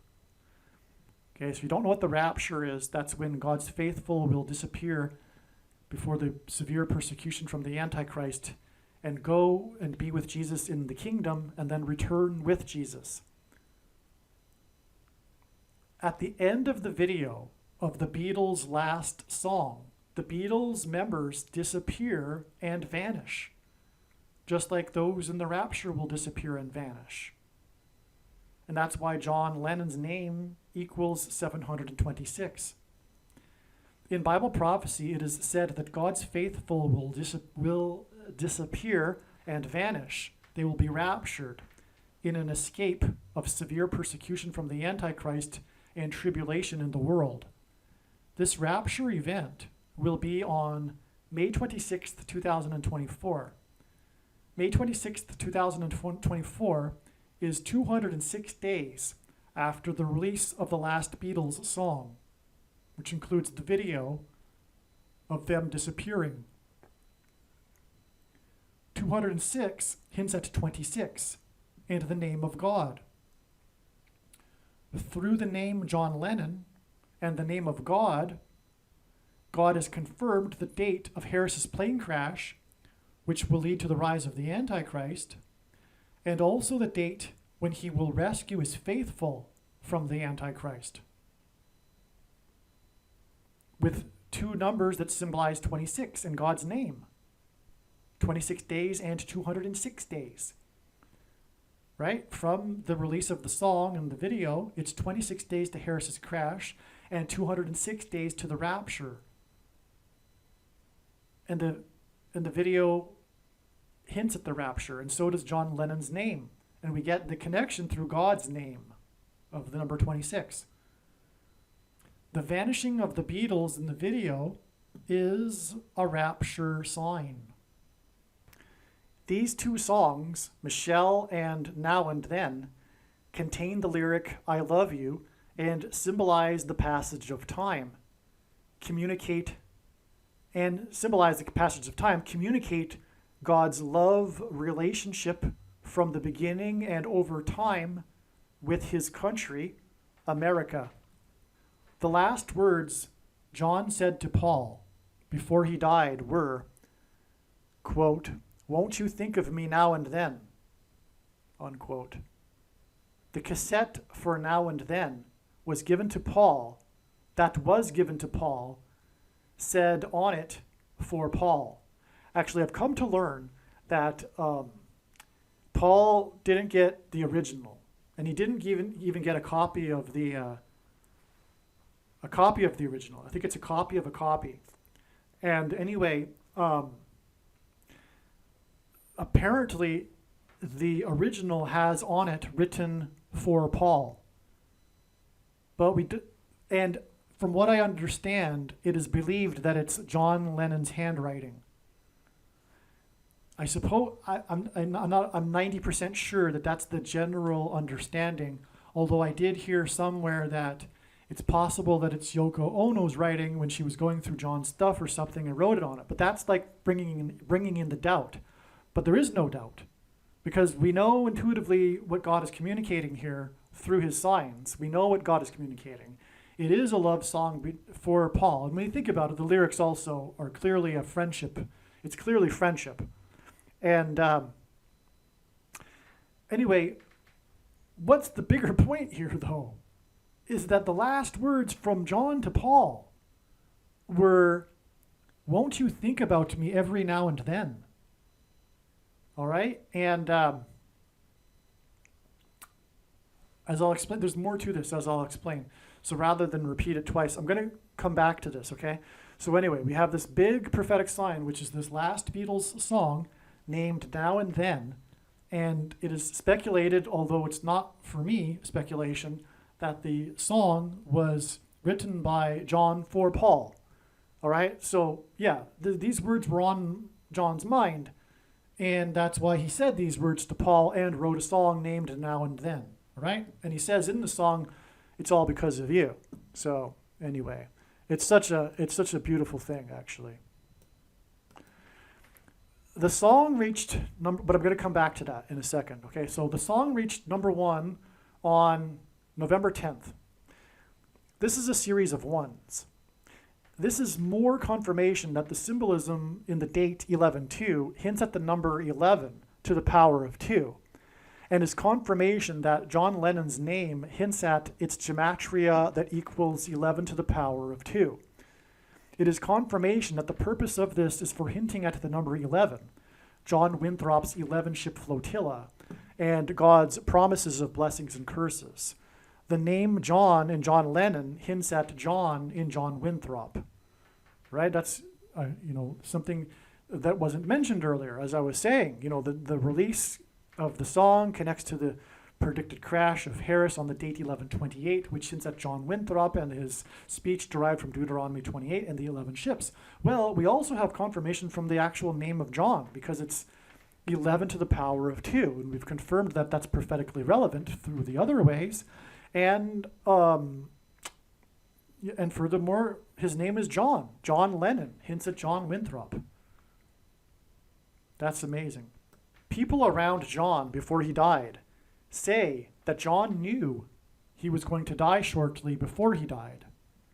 He had a premonition. And the last words he said to Paul before he died were, "Won't you think of me now and then?" So that's more confirmation that Paul or John, had this in mind with this song. He knew he was going to die. He had a premonition, and the people around him say that this was clear. Actually, I find it hard to believe that John was randomly writing a love song that was not personal in some way. And knowing what I know now about John's life in his final years, it is highly unlikely that the song was inspired by his relationship with Yoko. So I've come to learn that his relationship with Yoko wasn't very good in the end. Or who knows for how long it wasn't good. I don't know. But it wasn't at the time that he was writing the song. Okay? That's, who am I to say really, right? But that's what I understand. So I find it hard to believe that it would be about Yoko Ono, furthermore. But it's clear for other reasons that it isn't about Yoko Ono anyway. In my opinion, it was most certainly about Paul. You know it's true, it's all because of you, the lyric. Additionally, the last words he spoke to Paul were, "Won't you think of me now and then?" And it is also quite likely that those that say that John had a premonition that he was going to die are telling the truth. Therefore, the song written in 1978, shortly before he died, was a sort of goodbye to Paul. Having thought about it, I highly doubt Yoko wrote on the cassette for Paul. It was written by John. John wrote for Paul on the cassette. On a personal note, there was a night in Madrid in 2017 after spending an exhausting day handing out flyers. By the way, if you'd like the file for the flyer that I hand out, please contact me. And in my opinion, everyone should be doing this, handing out flyers. And in my opinion, it should be my flyers, because the typical evangelical tracts are not appropriate. First of all, they're largely containing errors, theological errors, talking about the love of God when it's never the love of God is never spoken to to unbelievers in the Bible, including in the book of Acts. All right. Second of all, if you are watching this video, you have valuable information. It's a bag of gold. So that's another reason for not handing out typical evangelical tracts. You need to be handing out the flyer that I have, or something very, very similar, right? But the flyer I have is, a lot of time is put into it, a lot of information on it, and that's the key. It's not just one even paragraph. It's tons of information, that people desperately need to know right now. If you are a watchman, which I assume that you are if you're watching this video, you're interested in God's prophetic science, you need to be warning people as a watchman, right?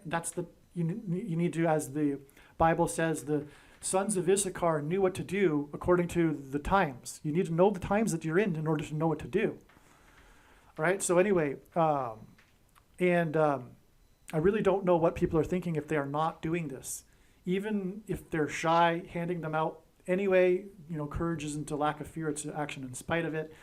You can hand them out on busy street corners and mailboxes, car windshields and busy parking lots, all right? And you need to be doing something like this all the time, right? I don't understand what people are thinking. It's a bag of gold, and Jesus warned Christians that did nothing with their bag of gold that they would be going to hell. That's clear in Matthew 25, okay? So, all right, so anyway, on a personal note, there was a night in Madrid in 2017 after spending an exhausting day, and you should be exhausting yourself as well. You should be working to the point of exhaustion every day. If you're watching this video, it's probable that you're spending too much, you're a video watcher, the irony here, and that you're spending too much time watching videos. You can't take the knowledge with you to heaven. You need to be using it. And you need to be getting out there every day in your spare time and exhausting yourself, working yourself to the bone. That's what it means to be a follower of Christ. Your sole purpose for being alive right now is to help others, right? After spending an exhausting day handing out flyers, I had to go to a jazz club and collect the keys to the Airbnb room from a musician playing on stage. The Airbnb place was a sort of artist's studio. I slept on some sort of inflatable mattress that seemed to be in a musician's room. But sitting alone in what would be considered a common living room of the warehouse apartment, I found myself staring at a poster of John Lennon or the Beatles and contemplating the life of John. My thoughts were how John was now dead and that his fame and fortune did not matter in the end. He had a great life, so I assumed at the time, but he lost out on the opportunity to serve God. Even though my night with accommodations had been a serious struggle, I felt blessed with that opportunity, and I was contemplating something to the effect that there is no reason to be envious of John in any way. I felt the glow of the Holy Spirit. This was just thinking to myself, it wasn't really about John. The Beatles song was produced using AI. Harris was in the UK for an AI summit on the same day the song was released. It reached number one after 60 years and 6 months since their first number one hit. Their last number one song was 54 years ago, which broke the prior record of 44 years. It reached number one on November 10th, 2023. 7 days later, Samuel Harris Altman was fired as CEO of OpenAI on November 17th. In turn, which hints at that 1,117 that I mentioned earlier, by the way. In turn, 11/17 is 11 days to the predicted date of Harris's crash in St. Louis. This 7 days and then 11 days hints at Genesis 7:11, and also the eclipse that peaked over St. Louis at 1:17 p.m. The Beatles founded the Apple Music Company. Their first and last hits are 60 years and 6 months apart. The Apple computer was sold, the first one, was sold for $666.66. An apple is the symbol for the forbidden fruit and the serpent in the Garden of Eden that tempted Eve. The Antichrist's number is 666. The mark of the Antichrist will be enforced through Apple computer products and AI. Digital currency will be used to enforce the mark of the Antichrist, and this is why their last hit was 54 years ago. The number 54 hints at the 54th Massachusetts Regiment and programmable digital currency, because of the story of the 54th Massachusetts Regiment, which was about the $13 that they weren't paid, that the other white northern soldiers were paid, an example of oppressive minority laws, and it hints at, of course, the 13th Amendment, which abolished slavery. The first black regiment was the 54th Massachusetts Regiment. And anyway, this money aspect of this 54th Massachusetts Regiment story is symbolism for the oppressive minority laws that will enforce the mark of the Antichrist through programmable digital currency and the rationing of food, which, by the way, also Apple hints at. The apple is a food. This 54 years record broke the prior 44-year record because the 44th president is the Antichrist. The eclipse peaked for 4 times 40 seconds.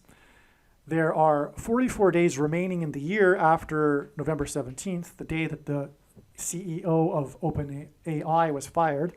And on November 17th, it was announced that 44,000 hours of 6th day of the first month footage is to be released. Okay? That's another prophetic sign. But anyway, again, the date 11/17 hints at Obama and the Antichrist described in Leviticus 11:17. Okay.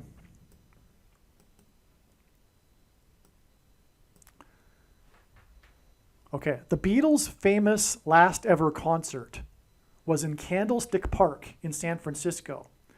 The Lord has used Candlestick Park in other signs, including the 1989 World Series earthquake and the power outage during a Monday night football game that was on Hanukkah Day 1, which made the name Candlestick hint at the menorah candles in the temple.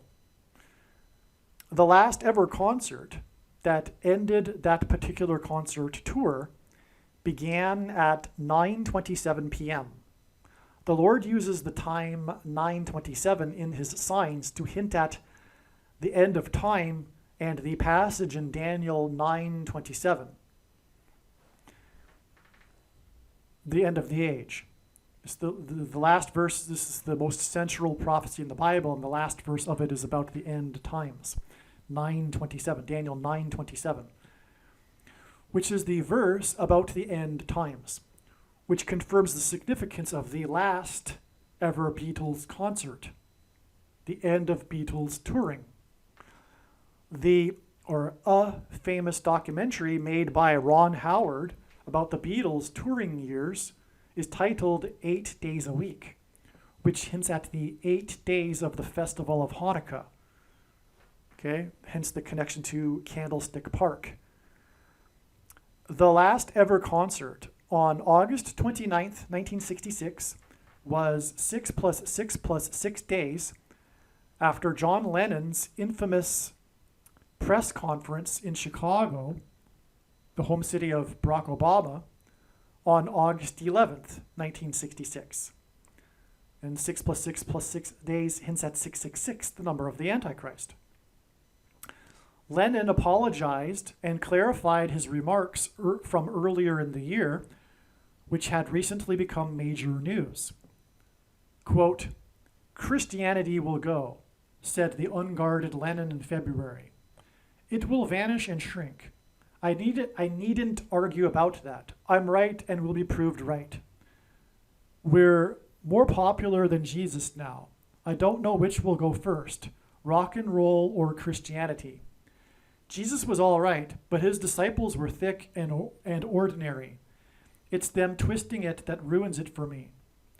In his apology on August 11th, 1966, Lennon said, "I'm not anti-God, anti-Christ, or anti-religion."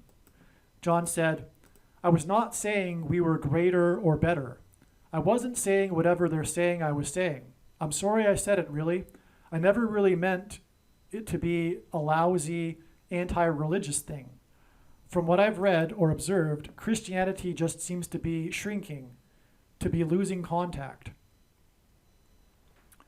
6 plus 6 plus days after his apology and his use of the word Antichrist was the last ever concert that began at 9:27 p.m., which hints at the verse in Daniel about the Antichrist. To confirm his signs, God pairs 9 and 44. From the last ever concert, it is 4,440 hours, the equivalent of 185 days, to the 9th Grammy Awards, in which the song Michelle won Song of the Year for the year 1966. And again, that was exactly 680 months to the release of the last Beatles song, which reached number one 60 years and 6 months after their first number one song. All right, so you got that here? One of the big stories about the Beatles was this moment and this controversy after Lennon said that he was bigger, that the Beatles were bigger than Jesus, right? To sum it up. And he apologized for that 6 plus 6 plus 6 days before the last concert. And he mentioned the word Antichrist in his apology. And the number of the Antichrist is 666.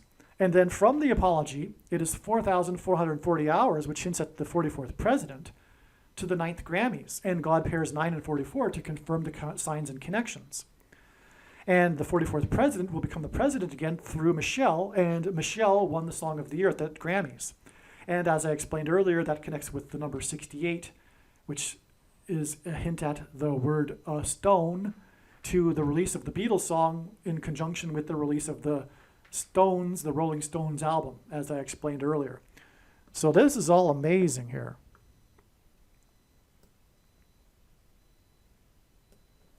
And so here we have it. The Beatles represent the baby boomer generation, but the baby boomer generation and their cultural revolution represents the radical departure from God.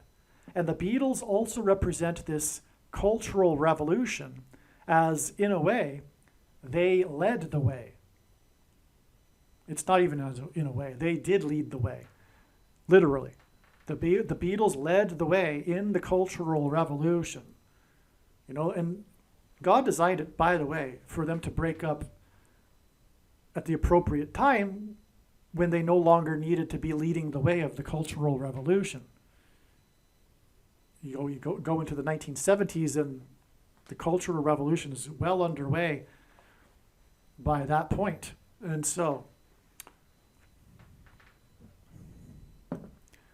the purpose of the connection to the song Michelle in 1966 is to point to the words of John Lennon in 1966. That's the bigger picture here, okay? Yes, okay, we got this fine connection to the song Michelle, hinting at Michelle. Of course, she will enable Barack to become the president again, but there's more to it, right?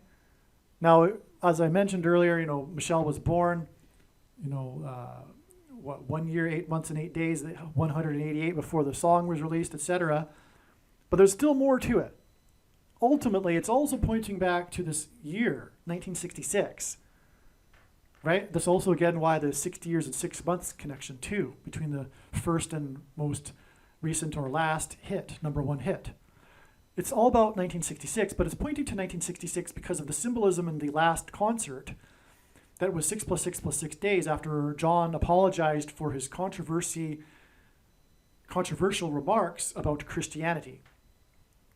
And that's what it's all pointing to here. Because the Beatles embody this sentiment towards Christianity in the baby boomer generation and the cultural revolution. That's what it's all about here. All right, so this is the bigger purpose of this last Beatles song, Prophetic Sign. It is a passing away of a generation sign, but it isn't just any generation. This is the baby boomer generation, the drivers of American culture for 60 years. It is entirely fitting that the end of the baby boomer generation would coincide with the end of the age, and the return of Lord Jesus Christ. I have read about and been quite interested in the subject of generations and their roles in social history. In my opinion, it is obvious that it is impossible for the Lord to return after the baby boomer generation has passed away. The baby boomer generation is not going to be absent for the end times. This is an intuitive fact for me. Paul McCartney is 81 now. The leading edge of the baby boomer generation is now past the average life expectancy age. The time for the Lord to return and the end of the age is now. All right, so as I wrote here, there's more to the story of Now and Then and the John and Paul connection. It's in the second half of this video. It's clearly supernatural. So there's too much to type out to my friends here, so I'm just going to give it a shot explaining it, okay? So as I mentioned earlier in the video, I said I would come back to this theme of John writing the song for Paul and John's last words, okay, to Paul. By the way, those last words to Paul were in the hallway of the Dakota building in Manhattan. And John was shot in the Dakota building of in the hallway of the Dakota building in Manhattan, okay? But anyway, his last words to Paul were, "Won't you think of me now and then?" And the song, as we know, was titled Now and Then, that John wrote shortly before he died. And clearly it's a song that's about friendship. It's clearly about Paul. And there's even speculation, which I think is true, that the words for Paul on the original copy are actually John's handwriting. All right, but shortly after, from what I understand, from what I recall, maybe like a year after John died, Paul McCartney had gotten together with his childhood idol, Carl Perkins, a famous singer from before the time of the Beatles. And Carl, I guess it would have been the 50s. I think Carl Perkins would have been a rock and roll artist in the 1950s. But Carl Perkins, in the presence, I think in Paul McCartney's home, from what I recall, sang a song that he wrote for Paul. And the song ends. How does the song end? The song ends with the words "now and then." But I'm not sure if it says, "Won't you think of me now and then?" But I think it is. I think it does say something to that effect. But the final words of the song are "now and then," and it's about thinking of their Carl Perkins and Paul McCartney's friendship. And apparently, McCartney broke into tears because Carl Perkins sang the song for him. He hadn't heard it before. Paul hadn't heard the song before. He sang it for him in his home, and Paul McCartney broke into tears and had to step outside. And then Linda McCartney explained to Carl Perkins what had happened, because those were the last words, and Carl didn't know that. Those were the last words of John to Paul. And that can't be a coincidence. But not only that, we have in a video, and you can see it in the video that I've linked to in this email, but there's a moment where Carl Perkins is in his home studio telling the film crew about the story, about the song that he sang for Paul and the sentimental meaning it had for Paul and everything. And right at that moment, on the intercom, his wife or someone buzzes Carl Perkins and tells him that Paul McCartney had just called. And the film crew and Carl Perkins is shocked, and the film crew are like laughing, but it's like a shock kind of laugh. Like, like we can't believe what's just happened here, because he was just talking about Paul. And then Paul called him. And it's not like they call every day, because Carl Perkins asked his wife or whoever, did you get his number? Because, Paul just, the message was Paul just called. Well, did you get his number? So anyway, it's not like they're calling every day, every hour or something. And then Carl Perkins said to the film crew right after that, so if you don't think that this man has some kind of connection to the spirit world, so that was Carl Perkins' words. And so there you have it. There's more confirmation of the supernatural confirmation from God that this song is there's something supernatural here. These were the last words of John to Paul. The song's named "Now and Then." Won't you think of me now and then? And they were given in the hallway where John was shot. And now you have the story of the Carl Perkins connection as well here. What can we say? This is clearly a song about the passage of time, and God has done some amazing things here regarding this.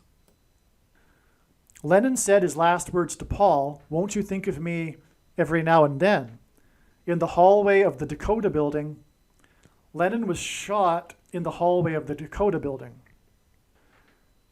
The first recording of the Beatles was on August 22nd, 1962, when Granada Television documented the up-and-coming Liverpool band. That was the first time they were ever recorded. All right? August 22nd, 1962.